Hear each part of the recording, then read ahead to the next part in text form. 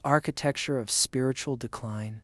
The journey away from morality and godliness rarely begins with dramatic rebellion. Rather, it unfolds through a sophisticated partnership between external whispers and internal vulnerabilities, a collaboration between Shaytaan's cunning and the nafs's appetites that can gradually estrange a person from their own divine nature. The initial breach, Shaytaan's entry points. Shaytaan operates as a master strategist who understands that direct assault rarely succeeds. He doesn't typically approach a believer with an obvious invitation to abandon faith or commit flagrant evil. Instead, he seeks cracks in the armor, moments of weakness, distraction, or emotional vulnerability. His primary method is task will, making something appear other than what it is. He beautifies the harmful and makes it seem reasonable, even righteous. A person doesn't suddenly decide to become arrogant.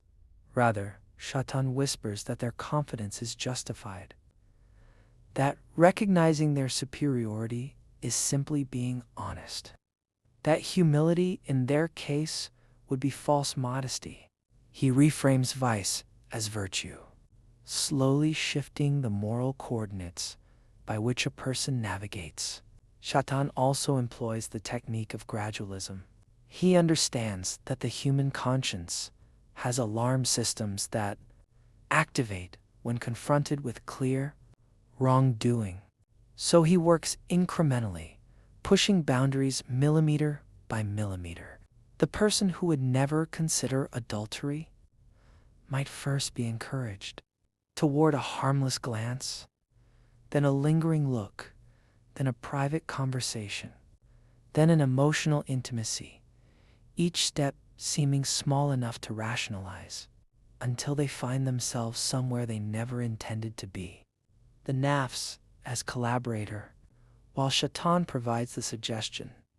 The nafs is the internal mechanism that receives and amplifies it. The untamed nafs is characterized by a relentless demand for gratification and a resistance to anything that constrains or disciplines it.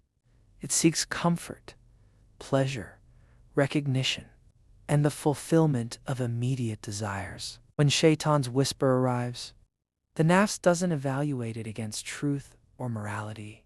It evaluates it against desire. Will this feel good? Will this elevate me? Will this spare me discomfort? If the answer is yes, the nafs becomes Shaytaan's advocate, arguing the case internally, finding justifications, suppressing doubt. The nafs is particularly skilled at self-deception. It can take Shaytaan's suggestion and dress it in religious language, moral reasoning, or practical necessity. A person's greed becomes providing for their family. Their envy becomes a healthy desire for self-improvement. Their neglect of prayer becomes focusing on the spirit of faith rather than rigid formalism. The nafs performs alchemy, transmuting base motivations into seemingly golden ones. The mechanisms of moral kidnapping, the process by which Shaytaan and nafs abduct a person from morality, operates through intertwining systems.